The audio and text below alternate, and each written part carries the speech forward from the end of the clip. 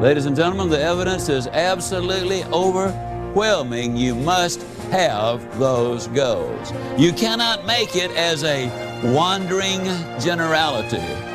You must become a meaningful specific. Welcome to Goals by Zig Ziglar. You have important goals to achieve. Maybe there's a personal goal concerning your present relationships. You might have a financial goal to reach, or a professional goal concerning the next jump in your career.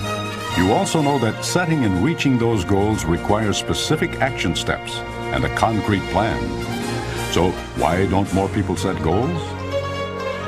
So many millions of people have been conditioned to believe that there is no use in setting goals because over a period of time, nothing good is going to happen to them anyhow. They've been told a lot of times that you cannot do things, don't expect it. The input basically has been negative. You're about to receive plenty of positive input. Real-world success stories that show conclusively goals do work. But we won't stop there. You'll hear step-by-step instructions that will show you exactly how to set and get whatever goal you desire. Somebody once said that failure is the line of least resistance. Success occurs when opportunity meets preparation. I believe that is true. Get prepared to start receiving the rewards, the dreams, and the desires you've always wanted. Goals do work. And with Zig Ziglar as your teacher, you can't help but achieve every goal you set.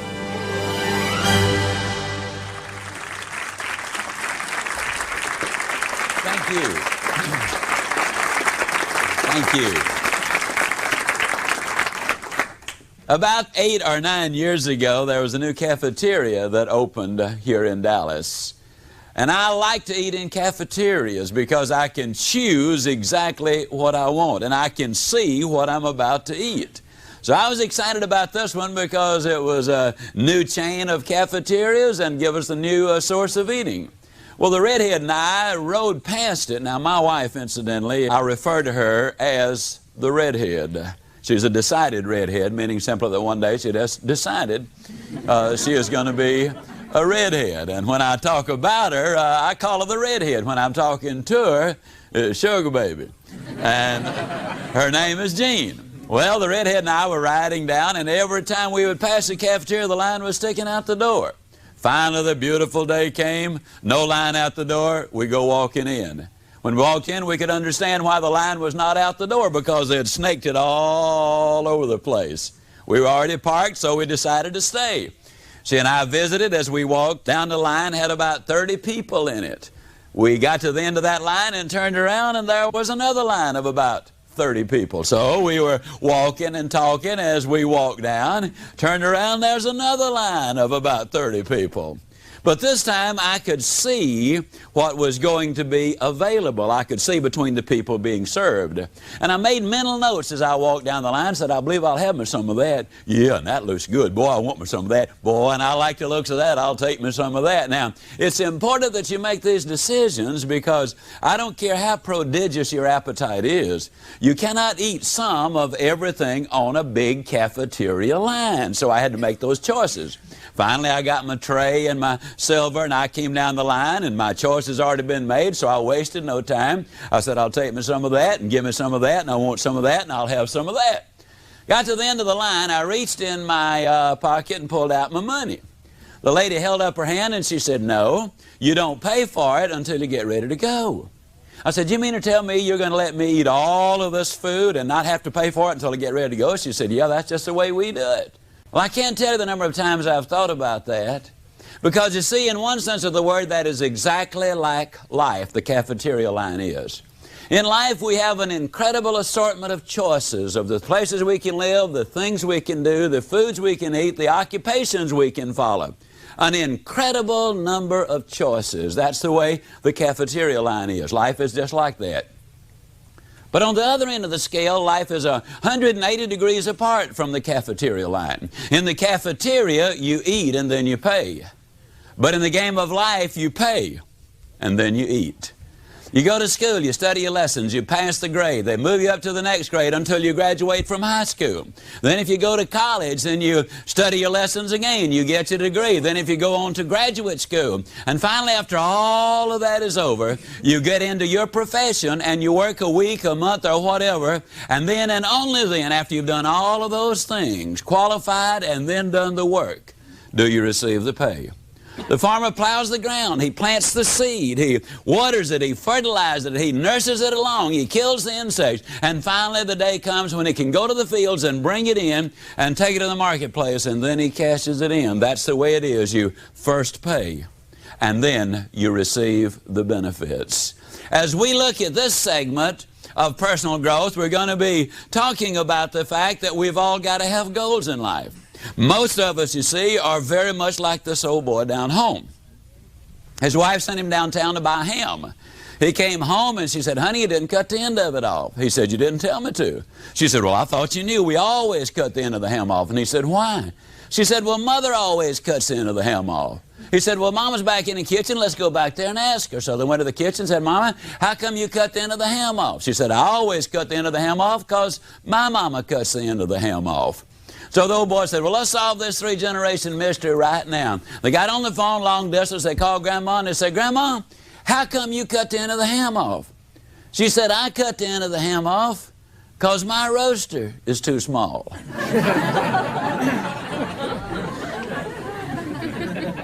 Now, Grandma had a reason for cutting the end of the ham off. But the question is, do you have a reason? The reality is that 97% of the people in our society do not have clearly defined, written down goals for their lives. Now, there are four basic reasons they don't have goals. And the first reason actually is because of fear, spelled, of course, F-E-A-R. And this forms an acrostic for false evidence appearing real. So many millions of people have been conditioned to believe that there is no use in setting goals because over a period of time, nothing good is going to happen to them anyhow. They've been told a lot of times that you cannot do things, don't expect it. The input basically has been negative. Chad Helmstetter, in his book, What to Say When You Talk to Yourself, points out that the average 18-year-old has been told 148,000 times no, or you can't do it. 77% of our self-talk is negative. Dr. J. Allen Peterson, in his book, The Myth of the Greener Grass, points out that one computer study revealed that over 90% of the daily input in our minds is of a negative nature. And so a lot of people, therefore, simply do not set those goals. They've accumulated some false evidence, but it appears real, and they act accordingly. Because if it appears real, as a practical matter, it has the same impact as if it were real. For example, I could go into any city, just about anywhere in the world, with nothing but my handkerchief that I have in my hand, and I could rob a bank with my handkerchief in my finger. All I'd have to do is put the handkerchief across my face, put my finger in my coat pocket, aim at the teller, and say, "Give me your money." The evidence would be false. It would appear real. And that individual would handle it as if there were a real gun in there. Now, I'd walk out with the money. I might get shot on the way out, but at least that teller would surrender that money. You might have seen this. A young Cuban hijacked a plane to Cuba using nothing but a bar of soap. He put the bar of soap in a box. He said to the captain of the aircraft, "This is a bomb. Let's go to Cuba." They went to Cuba. The evidence was false. It appeared real. The thing about life, the thing about nature is this. Oliver Wendell Holmes years ago said, "The great tragedy in America today is not the waste of our natural resources, though that is a great tragedy." He said the real tragedy is the waste of our human resources. And the average individual will go to their grave with their music still in them. You see, man and nature are 180 degrees apart. We use up nature's natural resources by using them up. We use up man's natural resources by not using them at all. Fear keeps a lot of people from setting goals. The second thing that keeps a lot of people from setting goals is because they have such a poor self-image.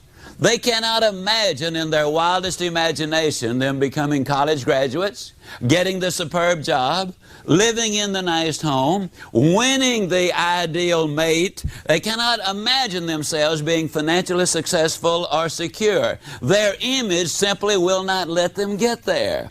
Now understand again that we perform in accordance with the image or the picture we have planted in our own mind. Positive thinking will not work for the individual who is negative on himself. You got to have that positive image, that good self-image of yourself. One of the most amazing stories, which I believe really epitomizes what I want to say about this, is the story of Tom Hartman. On January the 28th, 1979, Tom Hartman attended a seminar up in Oklahoma City, Oklahoma. It was an all-day seminar. Later, I got a letter from him. Since then, he and I have become friends. We've corresponded a number of times, visited a number of times. And the gist of the story is this. He attended that seminar that day because his brother had an extra ticket. That was Tom's day off. There were about 1,500 or 1,600 other people there. Tom sat in the very center of the audience. In his first letter to me, he said, you know, Zig, as I sat there, I hadn't been there 3 minutes before I realized I was in the wrong place. You were in front of this audience saying some wild things, like you can go where you want to go, you can do what you want to do, you can be like you want to be. And I thought to myself, oh, brother, is that a bunch of baloney? I'd heard guys like you before. And to be honest, he said, it made me a little uncomfortable, and I looked around for a way for me to easily get out of there in case it got any worse, which is exactly what it did. It wasn't 3 more minutes when you actually had the gall to look at that audience, to all of us, and say, God loves you, and He wants the best for you. And I knew that was a bunch of baloney, and I really looked around for a way to get out, but there I was, stuck right in the middle. 1,500 or 1,600 people, and there was no way I could get up without creating a disturbance. So he said, I looked at my watch, and I just decided I would get out of there at the first break, and that would be the end of that. A few minutes later, you even made some reference to the fact that we were going to be dead longer than we were going to be alive, and therefore we needed to be setting those really long-range goals. Was it long when you had the audacity to say to us that man was designed for accomplishment? He's engineered for success. He's endowed with the seeds of greatness. Now, when you said that, Zig, he said, I looked down and I thought to myself, well, it's at least partially right, because I was looking at a 63 1/2 inch waistline and 407 pounds of bulk. He said, I was coming off a devastating divorce. I had a job only because my employer was my friend, not because I was actually earning the money. Hadn't been to church in many years. I was so broke that every Friday night I was writing a hot check so I could get something to eat, and I would pick it up on Monday morning. This, as I said, was about 10 years ago. And he said, there you were saying all of those things. And I don't really know, Zig, what it was that you said. But somehow or other, something rang a bell in my mind. And I don't know whether it was because of the repetition or because somebody behind me said, that's right, or reinforced you in some way. But I reached over and I got my pen and I started to take notes on my yellow pad. Said, Zig, I took notes all day long. When I got through for the first time in my adult lifetime, I saw just a glimmer of hope. I so desperately wanted to get your set of tapes on motivation, but I did not have a dime to my name. And my brother, bless his heart, he loaned me the money. I went home that day and I listened to those tapes. That evening, 7 hours. I'd listen to you live 7 hours, now I listen to you 7 hours on tape. The next morning, I came in and the first thing I did was tell my boss that he no longer just had a friend on the payroll, that he now had an employee. And old Tom kind of grins and he said, I even told him I was going to start carrying my own weight. Now he said, Zig, you know, at 407 pounds, that represented a pretty substantial statement. He went over to Oklahoma City University that afternoon and enrolled in a couple of courses in psychology.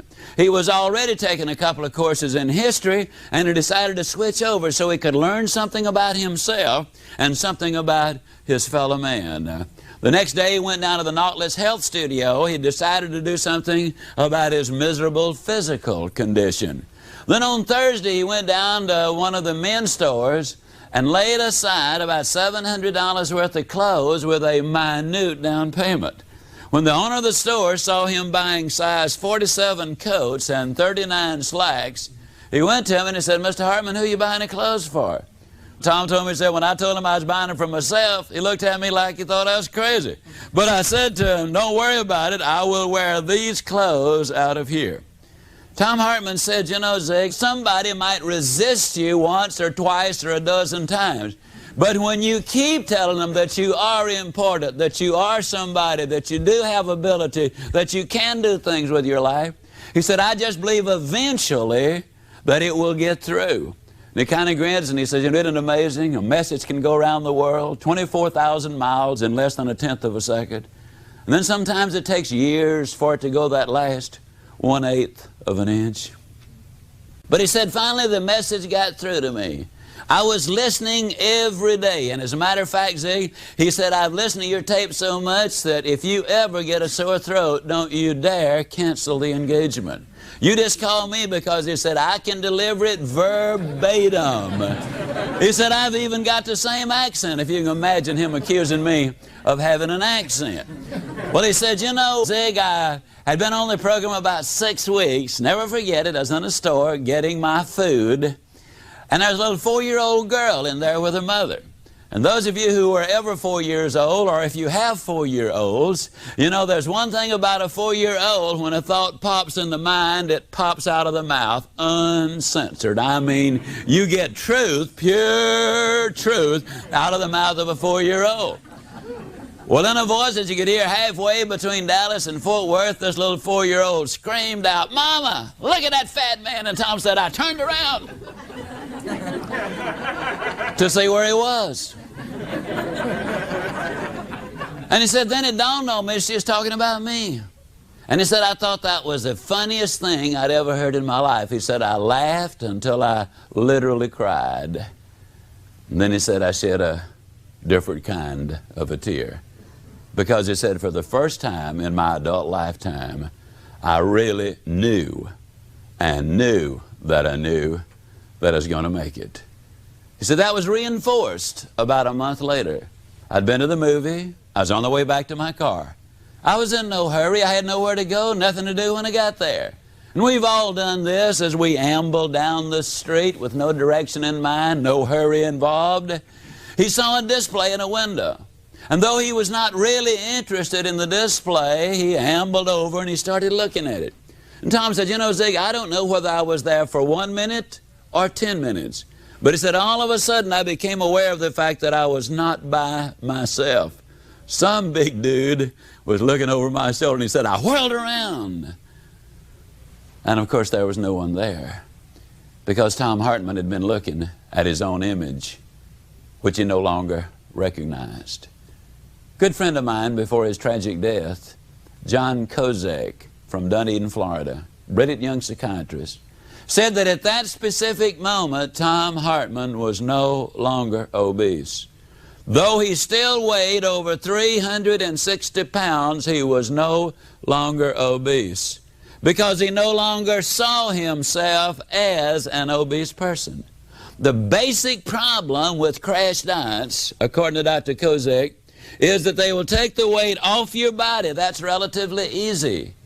But then that individual lays down at night in the dream, and they dream as an overweight person. And the body goes to work to complete the picture the mind has given it. Tom Hartman no longer saw himself as an overweight person. Now, what's the end of the story? Well, of course, the story hasn't ended yet.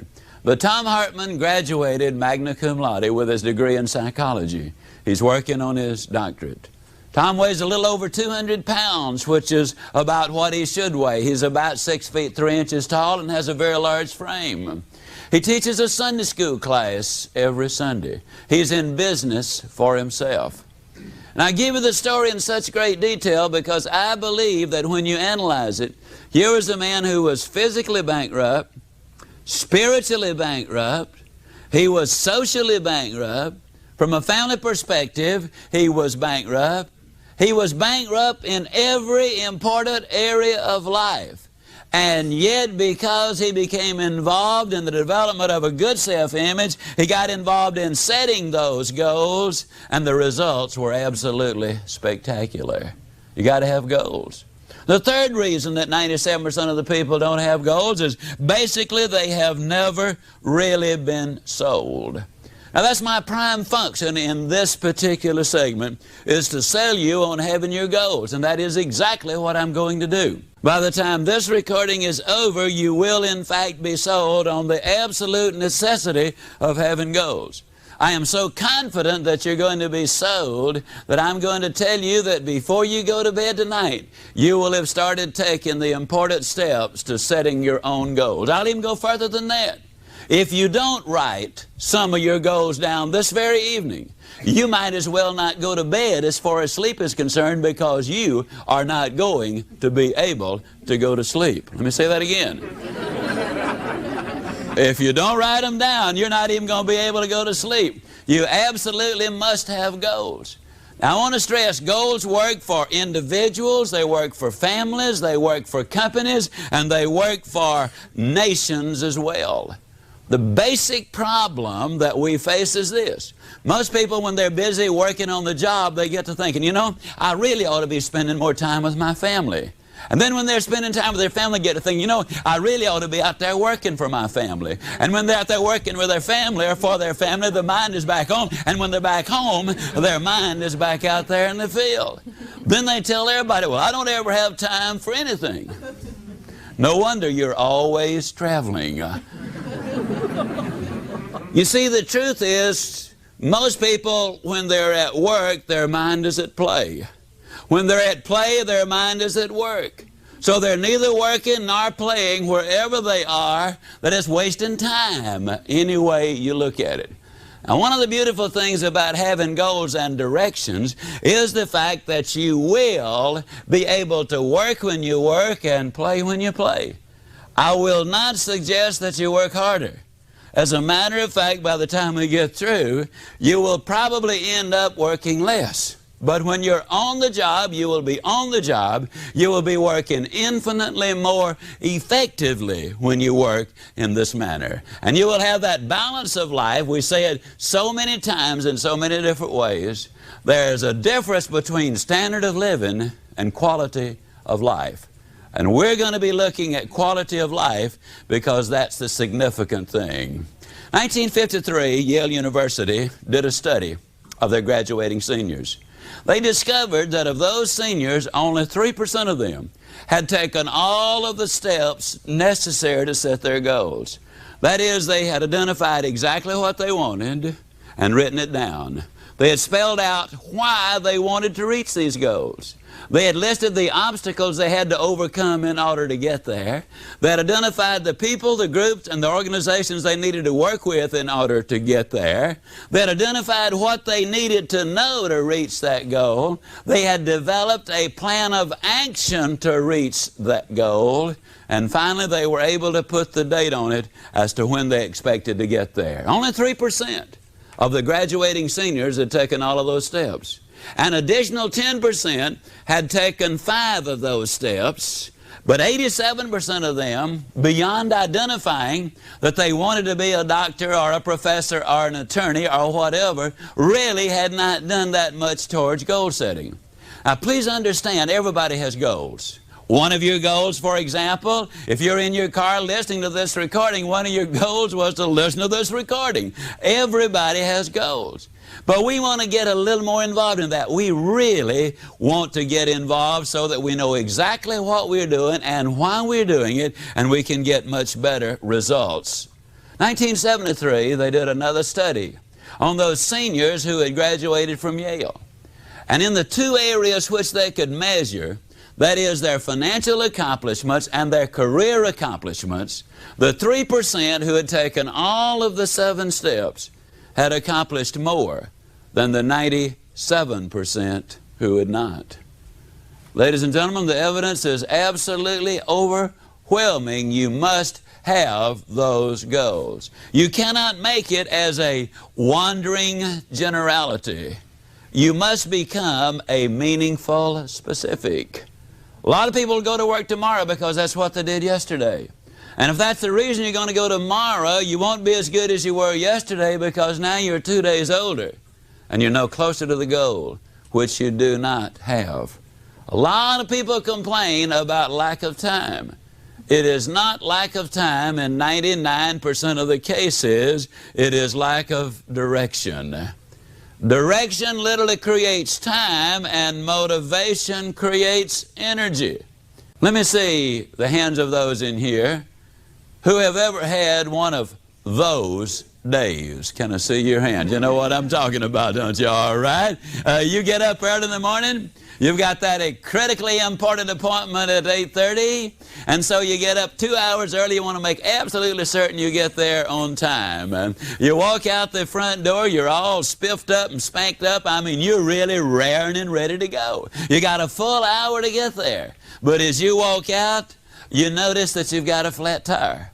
That's the best thing that happens to you all day long. I mean, that is just the beginning point of it right there. You hustle and bustle and sweat, and you get the tire changed, then you got to change your clothes, you clean up, and you rush down to the appointment. You get there on exactly the specified time, and you see a little note on the door. Sorry, I was called out of town. Have thought the matter over. Have decided I'm not interested. Don't you call me. I will call you.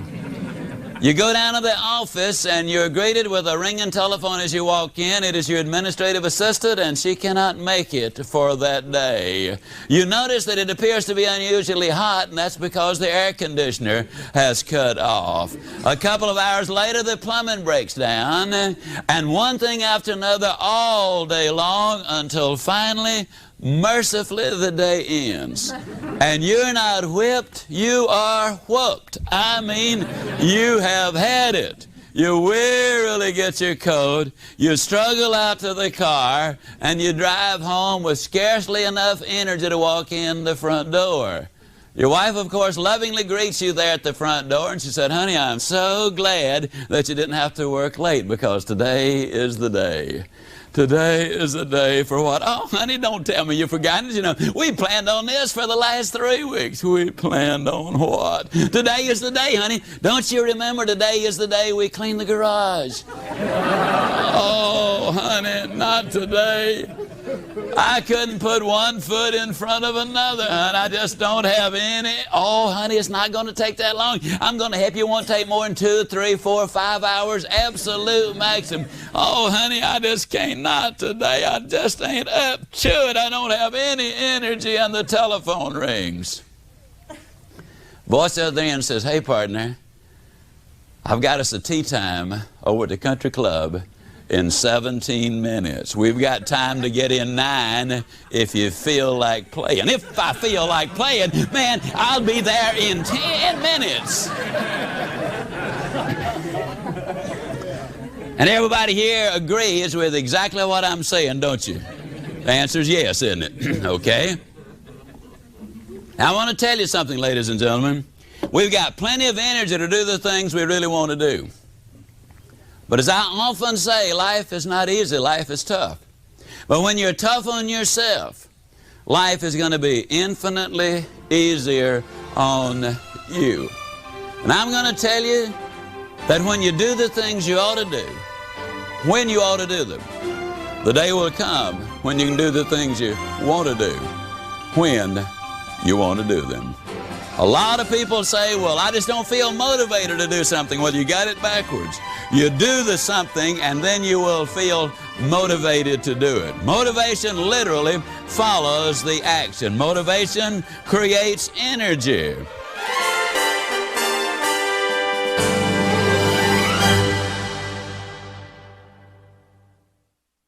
When you talk about goals, I love the story of Jean-Henri Fabre, the great French naturalist. He conducted a series of experiments with some processionary caterpillars, so named because they follow each other in a procession. He lined them around a flower pot until they formed a never-ending circle. He put some pine needles in the center of the flower pot, that is the food of the processionary caterpillar. They started going round and round and round, 24 hours a day, 48 hours in a 2 day, 72 hours, and then they kept going on and on for 7 full days and 7 full nights. They went round and round and round until they literally dropped dead from starvation and exhaustion. With an abundance of their favorite food less than 6 inches away, they had starved to death because they confused activity with accomplishment. A lot of people do exactly the same thing. You don't know where you live, but I can tell you something about your town. And I can tell you about somebody who's in the same business that you are. Some of them are doing exceptionally well, and some of them are not doing good at all. And I don't care what that business is. It's not the location. It is not our abilities. But basically it is because of our thinking and our direction that definitely is going to make the difference. There are so many people, you see, who never really get those directions in life. You've seen them in every company. They will come in and you watch them all day long. They're almost hyper. They're here and they're there and they're everywhere else. I mean, they're busy, busy, busy. But at the end of the day, you will still see a full desk and no evidence that they've accomplished anything, because they really don't have direction. The most outstanding example of goal setting that I have ever heard of has to do with the Japanese. In 1950, a war-torn, devastated Japan, a nation which had lost a higher percentage of its young men to war than any nation in the last 100 years, cities had been bombed out.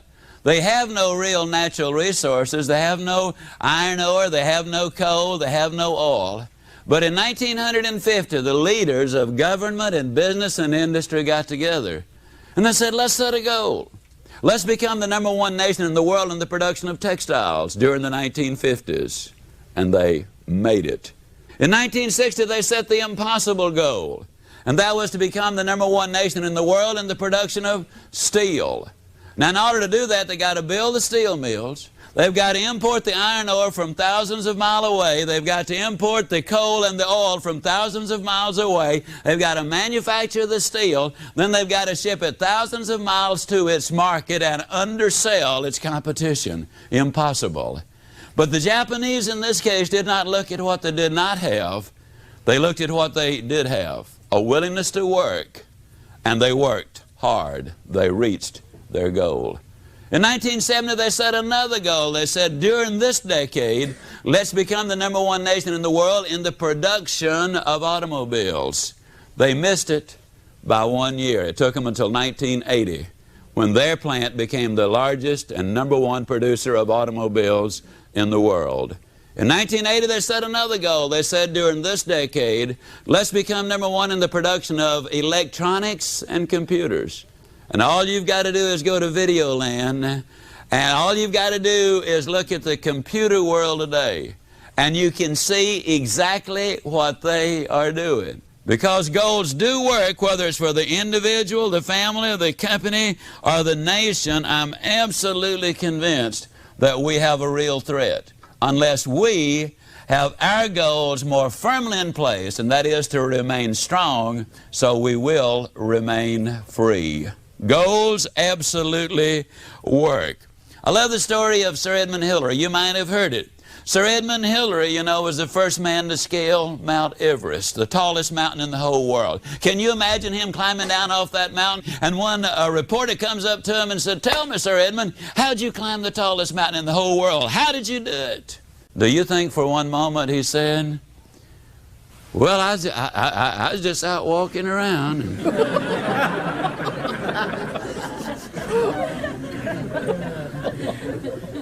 Can you imagine the chairman of the board, General Motors? Somebody comes to him and said, "How'd you get to be the chairman of the board for General Motors?" And he said, "Well, I just showed up for work, and they started promoting me, and here I am, the chairman of the board for General Motors." Can you imagine The coach of an NFL football team, Landry, for example, calling the Cowboys together one Saturday afternoon and saying, fellas, now, you know we're going to play them Washington Redskins tomorrow. That's a pretty tough bunch. We better think of something to do. You see, that's absurd. It's ridiculous. They will spend hours and hours and hours planning a football game. And yet we don't plan the most important events in our life. Too many Americans spend more time planning the wedding than they spend planning the marriage. Too many people spend more time planning on how to get the job than they spend on how to becoming productive and successful in that job. You gotta have goals. J.C. Penney expressed it this way: give me a stock clerk with a goal, and I'll give you someone who will make history. But he said, you give me someone without a goal, and I will give you a stock clerk. You gotta have goals, that's for sure.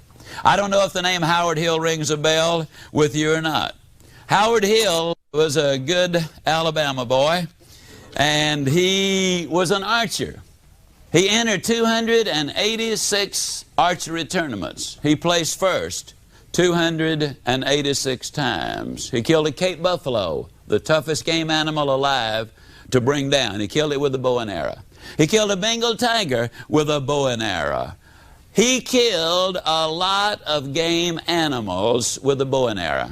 As a youngster, I have seen newsreels of Howard Hill from a distance of 50 feet, where he would literally split the bullseye dead center, and then he would take the next arrow and split that dead center. An incredible demonstration of skill. He killed an 18-foot shark under 15 feet of water. Or was it a 15-foot shark under 18 feet of water? I know it was a great big one in his way down there. I do know that. Howard Hill was an incredible marksman. Now, I have never shot the bow and arrow professionally, but I am an instructor par excellence. That means I'm good. That means I'm real good. As a matter of fact, I am so good as an instructor that I could take anyone in this live audience this evening, or anyone who will ever hear this recording, and if your eyesight is good and your health is good, I could spend 20 minutes with any one of you, and at the end of the 20 minutes, I would have you hitting the bullseye more consistently than Howard Hill could have hit it the best day he ever had. Provided, of course, we had first blindfolded Howard Hill. And turn him around a couple of times so he'd have no idea which direction he was facing. And you kind of snicker to yourself, especially those I imagine who are listening to this recording, as you say to yourself, well, Ziglar, that's true, of course, but it sure is a silly example. Why, how on earth could anybody possibly hit a target they couldn't even see? That's a pretty good question. Here's one even better. How can you hit a target you don't even have? Have you got your targets? Have you written them down? Have you spelled out the details of why you want to reach those goals in the first place? Have you identified the obstacles you have to overcome in order to get there? See, something stands between what you've got and what you want. If there was nothing between you and your goals, then you'd already be there. You got to find out what those obstacles are. Have you spelled out what you need to know to reach your goals? Have you identified the people, the groups, and the organizations you need to work with in order to get there? Have you devised a specific plan of action in order to get there? And finally, have you put the date on it? Now, the fourth reason that most people don't have goals basically is because they don't know how. Now, I'm going to give you some bad news and some good news, and as you know, you're going to get the bad news first. I mean, I'm not going to give you a choice. You get the bad news first. The bad news is this. If you really get involved in this goal-setting process, it will take you somewhere between 10 and 20 hours to really set your goals. If you really have a complex set of goals, it might take you 30 hours to set your goals. That's another reason so many people never do really set them, because that is a tremendous time investment. Now, that's the bad news. The two bits of good news that go with it. On the absolute authority of several years of personal experience and the experience of many, many people who've been doing this, I can assure you that once you have set those goals properly, you will have created for yourself an additional 3 to as many as 10 hours every week of your life for the rest of your life. Let me say it again. When you discipline yourself to do the things you ought to do, when you ought to do them, the day will come when you can do the things you want to do when you want to do them. The good news is this will give you an awful lot of time to pursue the things which you have a real interest. It will give you control of your time and your activities and your future. The rest of the good news is this. When you learn how to set one goal, you'll know how to set all goals. When you learn how to set a physical goal, you'll also know how to set a mental, a spiritual, a social, a family, a career, and a financial goal. Because there's a procedure. There's a formula for setting all of them. If you can figure out the answer to what 12 times 12 is, you can also figure out what the answer to 2,865 times 9,412 is. If you know the formula, you can come up with the answer. Now, to get you started on goals, let me share a little story with you, which I believe is significant. You see, I think as I tell this story and use this example, I think everybody ought to write a book. I don't necessarily believe you ought to get the book published or make any effort to get it published, but you ought to write a book. And I'll tell you what the title ought to be. What I think you ought to do to get the most out of life. Let me make a strong statement.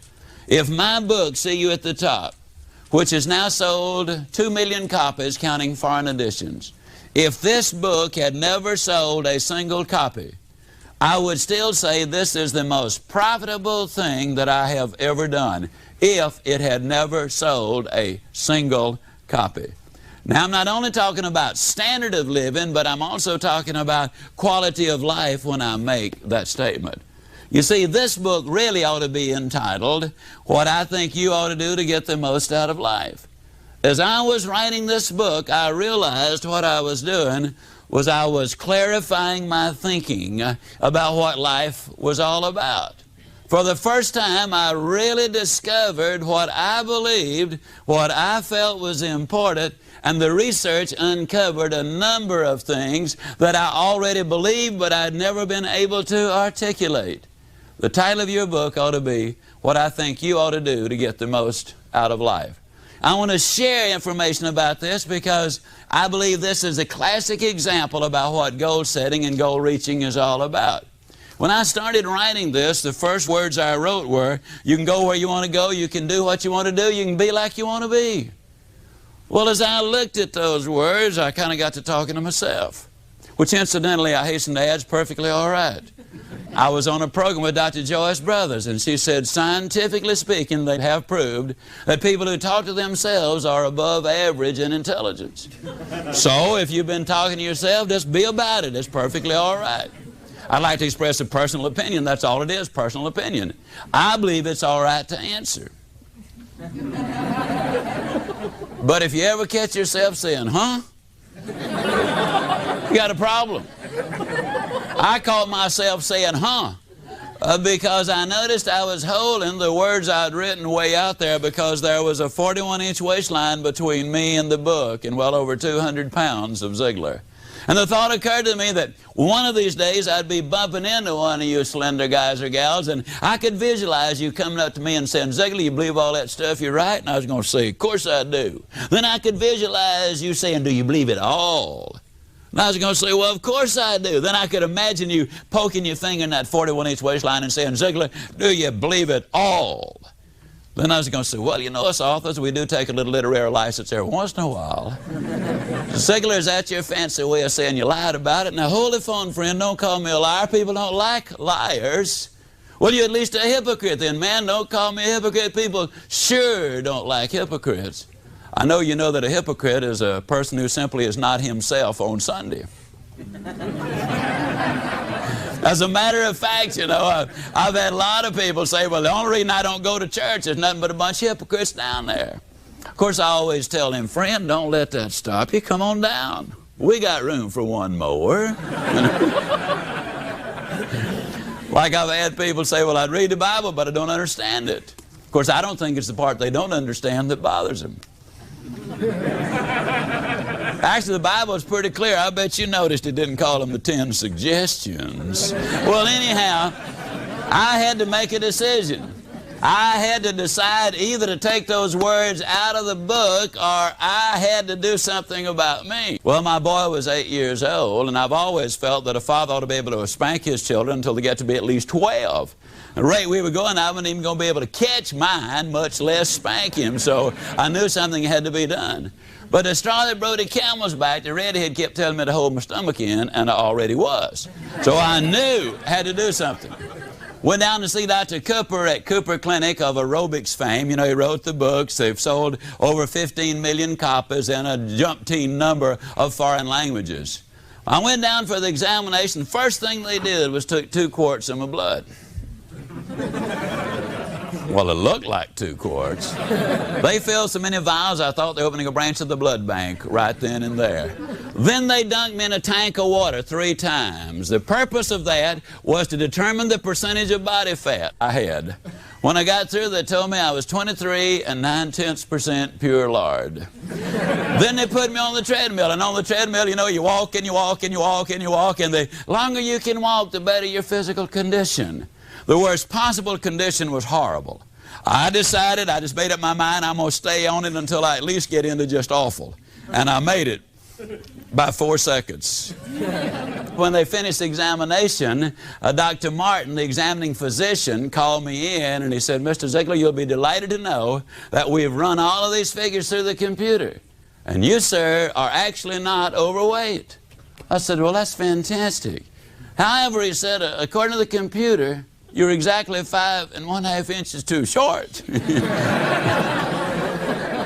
And I said, well, Doc, that's pretty bad, isn't it? He said, no. He said, actually, you're in remarkably good shape for a 66-year-old. I said, Doc, I'm 46. He said, you're in awful shape.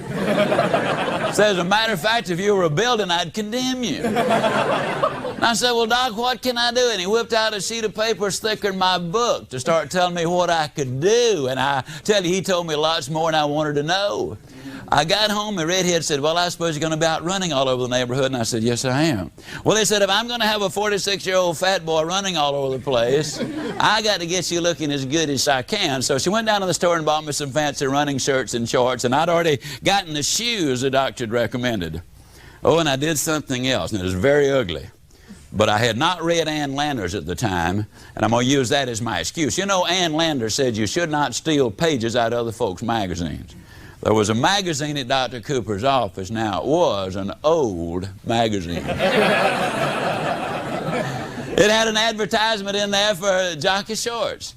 And I don't know if you folks read the jockey short ads or not, but if you don't read them, the next time you see one, you should at least look at the picture. You'll find out in a hurry, they don't put jockey shorts on fat boys. At least they don't have a good year. And so I took that picture out and I pasted it on my bathroom mirror and I said, now there's my hero. That's the way I'm going to look right there. Well, the next morning the opportunity clock sounded off bright and early. Negative people, you know, call them alarm clocks. I rolled out of bed, I put on my fancy running outfit, hit the front door, and I ran a block. Did better the next day, though. I ran a block and a mailbox. And the next day I ran a block and 2 mailboxes, and a block and 3, and a block and 4. One day I ran all the way around the block, came back in, woke the whole family up and said, guess what Dad has done? Then one day I ran a half a mile, then a mile, then a mile and a half, then 2, then 3, then 4, then 5. The weight started coming down from 202 to 165. The waistline fell to 34. A lot of times people have said, yeah, but I'll bet you were dieting religiously all that time. That is partially true because I did quit eating in church. Tried a 30-day diet and lost a month. Incidentally, For those who want to lose weight, and I know it sounds like I'm trying to get everybody to go on a diet, that is not my purpose for this crowd this evening, though there are 5 of you who should. Now there are about 65 of you who wonder who the other 4 are, but anyhow, for those of you who want to know about weight loss, let me give you 4 fast little tips to lose weight. Number 1, and probably the most important, stay away from cottage cheese. Now, a lot of people don't realize this, but cottage cheese is the most fattening food in existence. Now, understand, I have no scientific evidence of this or proof, but the evidence is so compelling, I know I'm right. Because as I've traveled all over the world, I've noticed it is internationally true that don't nothing but fat folks eat the stuff.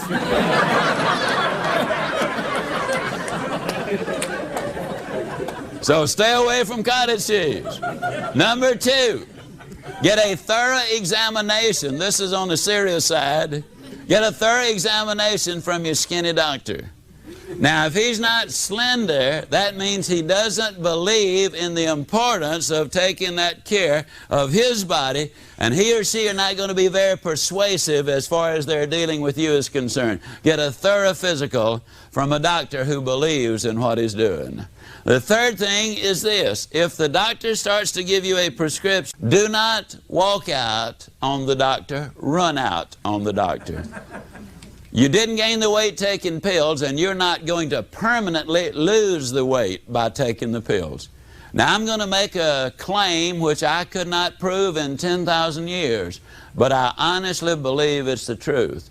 I believe that more people have lost more weight and kept it off as a result of listening to these recordings and reading See You at the Top than have ever lost on 99 9/10% of all of the diet books ever written.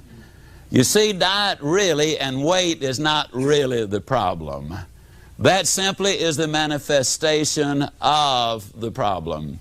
The fourth thing is, if you get a negative doctor, swap him off for a positive doctor. Now, what's a negative doctor? Basically, it's a doctor that always tells you what you can't eat. You can't have this, leave that alone, doesn't touch that. Man, stay away from this. What they're really saying is, now, if you like it, you can't have it. If you don't like it, eat all you want. That basically is what they boil down to. The thing I loved about Dr. Martin was the fact that he was so positive. I've never seen a more positive doctor. He is a slender young guy, runs in the Boston Marathon, does the good things.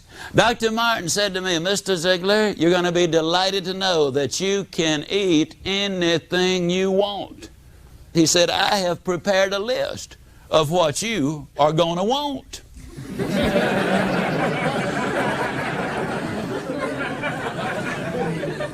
People often say to me, Ziglar, what can't you eat? I don't know what I can't eat. Why should I clutter up my mind with a bunch of stuff can't have anyhow? I can tell you that I can eat lots of chicken, I can eat lots of fish, I can eat fruits and vegetables and salads, I can eat on occasion good lean roast beef. I can eat just about anything that I want to eat. Now, I believe that a combination of diet and exercise to keep the weight off permanently is the key. In December, I injured my back, for example, and there was a 2-month span that I could not jog, and I picked up 8 pounds. See, my body retains ice cream.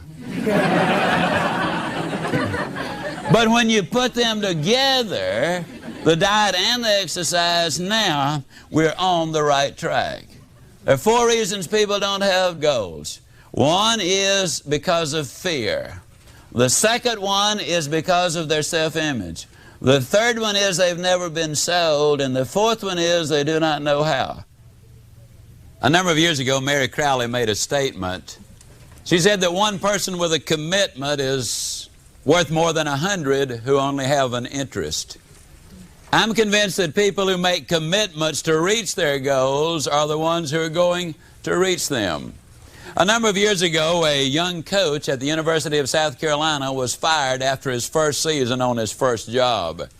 Not only did the head coach say, no more for you here, but he advised him to get out of coaching. He said, let's face it, you just don't have it. But the young coach had set his goal, he had made a commitment, he had said, someday I'm going to coach at the University of Notre Dame.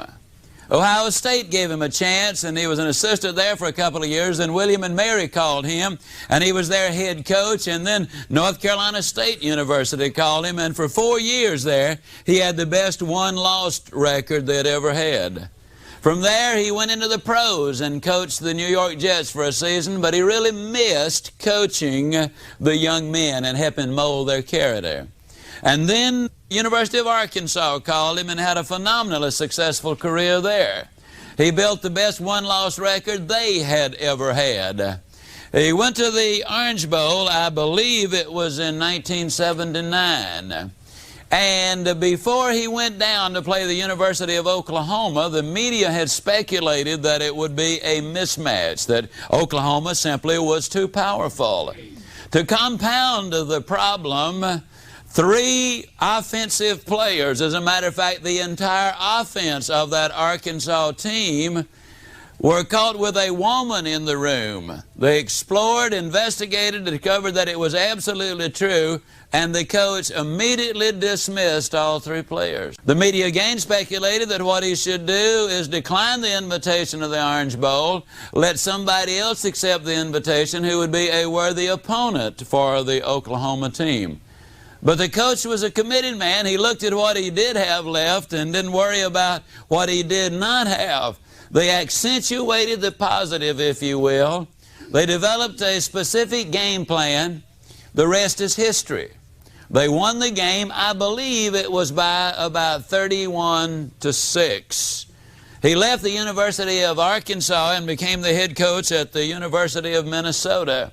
Now, when he accepted the Minnesota assignment, he said to them, "I will take the assignment provided you will give me one out. And that is that if the University of Notre Dame calls me to be their head coach, and if I take this team to a bowl within 2 years," there he is with those goals again. Well, 2 years later, the University of Minnesota was invited to play in a bowl, and the University of Notre Dame called Lou Holtz to be their head coach.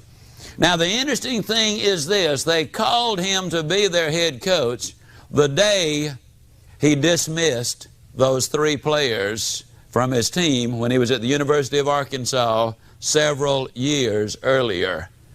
Now, they made their decision then. They didn't put the call into him. But when that happened, they said, here is a man who is interested in building character and developing leaders.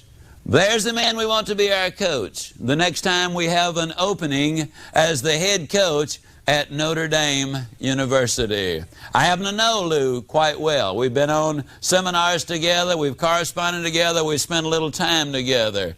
He said that there never was any doubt in his mind about dismissing those players. It was the right thing to do. What I'm saying is this: when you've got a solid base with a solid commitment and solid objectives, you've got a much better chance of reaching your goal.